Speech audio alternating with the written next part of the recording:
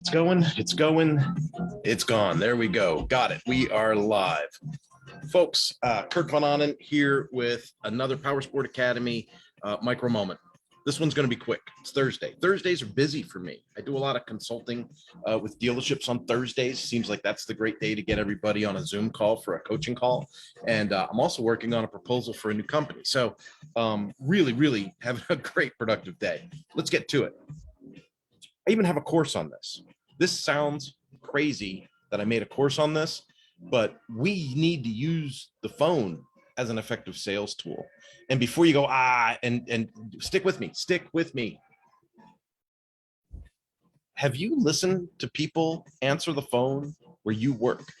Have you heard customers call? When a customer calls and says, hey, how much is this? A lot of responses are the same, like, well, come on down, let us grab a look at it, or maybe you should, could you come in and maybe we'll get a look at it? Can we see it? Well, it's really hard to give prices over the phone, but you will scare people away. They will go away.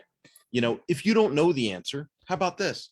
Hey, you know what? I got to look into that. Can I call you back? What's a name? What's a phone number?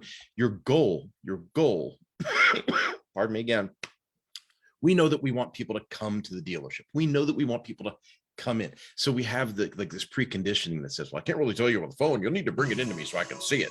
Long ago, that might have made sense. That does not make sense in an internet-driven now community. It just doesn't.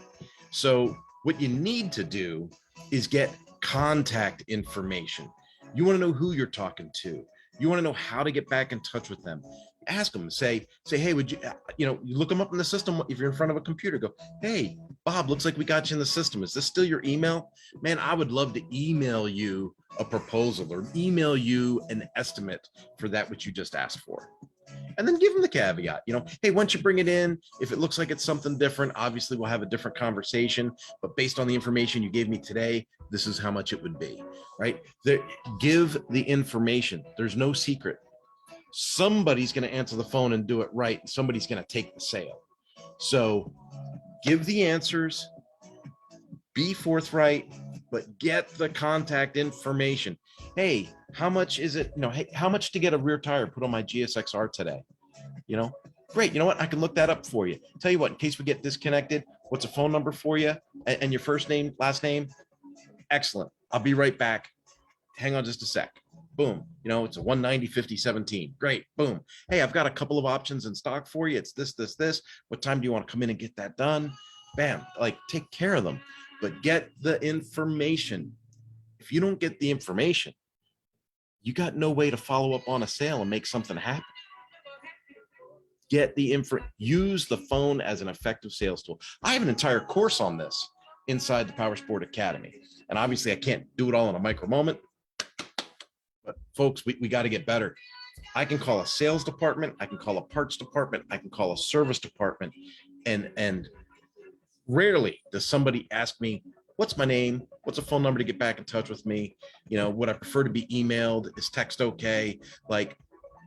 No one's asking these questions. And what's happening?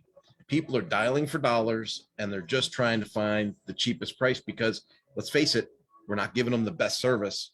So, but what's that? It can be good, it can be fast, or it can be cheap. Pick two. If you're not giving the service over the phone, you've already got good out of the question.